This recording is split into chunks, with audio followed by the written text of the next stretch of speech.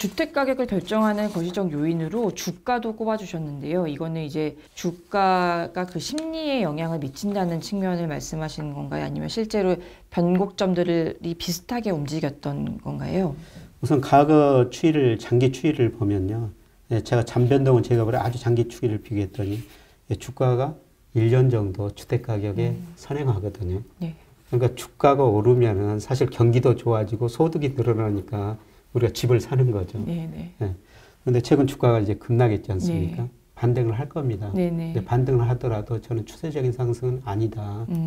예, 우리 주가 보면은 2011년부터 2016년까지 왔다 갔다 제자리 걸음하다가 예. 2017년 한 해에 2,600 정도 갔었어요. 그때는 네네.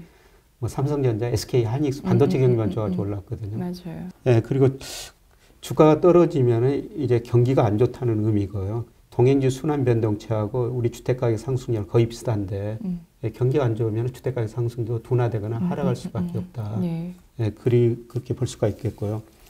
근데 제가 각 지역별로 네네. 주가가 떨어졌을 때 어떤 네. 지역의 아파트가 영향을 많이 받는가. 재밌네요. 예, 이게 충격 반응 함수라고 네네. 좀 벡터 오토 리그레션 이런 모델을 통해 가지고 구해본 거거든요. 네네네.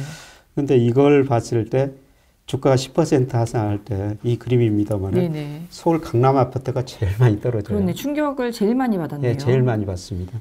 그다음에 서울 뭐 전국인데요. 그러면 왜 서울 강남 아파트가 이렇게 충격을 많이 받을 것인가? 저는 주식도 서울 강남에 사시는 분들이 더 많이 가지고 있으리라고 생각하고 있거든요. 예, 주가가 떨어지면 역자선 효과가 소비도 줄이고 네네. 집에 대한 심리도 많이 둔화되리라고 보고 있습니다. 예. 예, 그리고 강남 아파트를 보면은 예, 사실 그 변동성이 다른 데보다도 훨씬 더 커요. 예. 그래서 예를 들어 가지고 뭐 2008년에서 2011년 이때 전국은 아파트는 올랐는데 서울 강남 아파트는 떨어진 적도 있었거든요. 네네네. 그렇네요. 저는 서울 아파트가 왜 변동성이 다른 데보다 더 심하느냐. 아까 네. 심리적인 요인도 있습니다만은 예. 공급이 좀 비탄력적이라고 보고 있어요. 수요가 늘어나면은 이게 급등하고 수요가 감소하면은 급락할 수가 있다는 거죠. 그래서 이 주가가 하락하면은 시차를 두고 집값이 하락하는데 그 영향을 가장 크게 받는 아파트들이 강남 아파트들이다. 네. 예.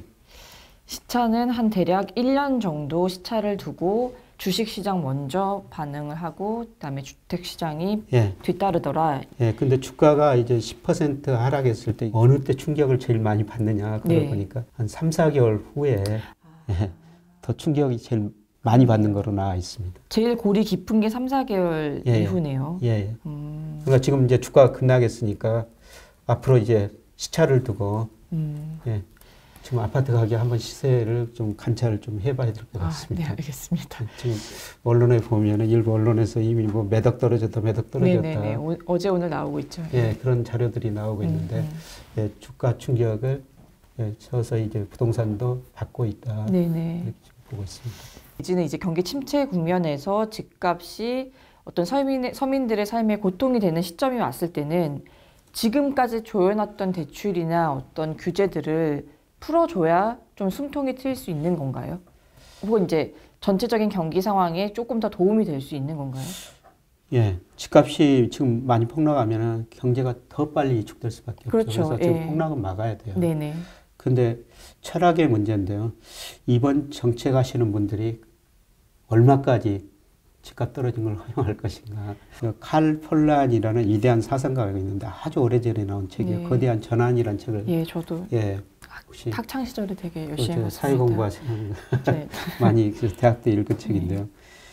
굉장히 700페이지가 넘고 좀 시간을 많이 투자해야 되는 책입니다만 이 책의 내용을 요약해 잡으면 모든 가격이 시장에서 결정되지만 토지, 그 다음에 임금, 노동, 그 다음에 금리는 정부가 강력히 개입해야 된다는 거거든요. 네. 그래서 저는 이번 정책하시는 분들이 여기에 많이 기울여져 있지 않는가 그런 생각을 해요. 네. 그래서 웬만큼 큰 충격이 아닐 때는 부동산에 이분들 생각이 쉽게 바뀌지는 않을 것이다. 예, 맞습니다. 예. 많은 분들이 그렇게 또 보고 평가하고 예. 있는데요. 그럼에도 불구하고 교수님의 그러니까 거시경제를 보시는 교수님의 입장에서는 폭락을 막기 위해서는 규제 완화가 적절한 시점에는 규제 완화가 필요하다 이렇게 보시는 거죠. 예, 예. 지금 우리가 언덕을 내려가고 있는데 거기서 등을 밀면 안 되죠. 네네네. 언덕을 너무 급하게 내려가면은 좀 브레이크도 걸어줘야 되거든요. 거래가 계속되려면 사람들은 좀 세금 규제를 완화시키거나 예. 아니면 집값이 오를 거라는 그 좀 기대감이 있어야지 되는 거거든요. 예, 예. 근데 적어도 후자는 아닌 상황인 거잖아요. 예, 예. 앞으로 펼쳐질 상황이 예. 아닐 걸로 보시는 거잖아요. 예, 어떻든 뭐 지금은 아니지만은 뭐 제가 생각한 대로 이렇게 언덕을 내려가면은 네네. 뭐 각종 규제 지금까지 해왔던 거를 다 하나씩. 서서히 풀어줘야 되죠. 네네. 예, 사실 규제가 당장 푼다고 집값이 오른 게 아니고요. 네. 이번 정부 집값이 많이 올랐었습니다만 사실 뭐 이번 정부 탓도 있지만은 지난 정부에서 뭐 워낙 규제를 많이 안 해버렸잖아요. 그게 시차를 두고 지금 영향을 미치는데 또 지금 계속 그렇게 강한 규제를 하면은 다음 정부 초기까지 예, 저는 영향을 미치리라고 보고 있거든요. 네네네. 그래서 규제가 당장 뭐 완화된다고 해서 당장 그 가격이 변동하는 건 아닙니까? 그 모든 자산 가격이라는 것은 이렇게 크고 작은 사이클이 있거든요. 예. 지금 사이클이 네네. 좀 하락 국면으로 서서히 접어드는 국면이에요. 네네. 예. 좀 요약해 드리면은 작년 7월부터 경기가 좀 회복되다가 네네. 지금 내수도 나빠지고 수출도 나빠지니까 주택 가격과 거의 같은 변동하는 동행주 순환 변동, 즉 경기가 나빠지고 있다. 그래서 네네. 집값이 오르기 힘들다. 그다음에 집값에 두 번째 영향을 미치는 게 금리인데 우리가 금리에 대해서는 다시 한번 생각을 해봐야 된다. 원래 금리가 떨어져야지 주가가 오르는데 최근에 네네. 보면은 금리가 떨어지면 주가도 떨어지더라. 금리와 주가가 같은 방향으로 움직인다는 것은 주가를 결정하는 금리보다는 기업 수익, 경기가 더 중요하더라. 네네. 한마디로 주가 올라면 금리가 올라야 되고 경기가 좋아야 된다. 네네. 이런 식이 이제 주가에도 적용했지만은 예, 부동산 가격, 부동산에도. 아파트 가격에도 예, 적용될 것이다. 네, 감사합니다. 지금까지 김영익 서강대 교수님 모시고 금융시장에 대해서 얘기 나눠봤습니다. 감사합니다. 예, 고맙습니다.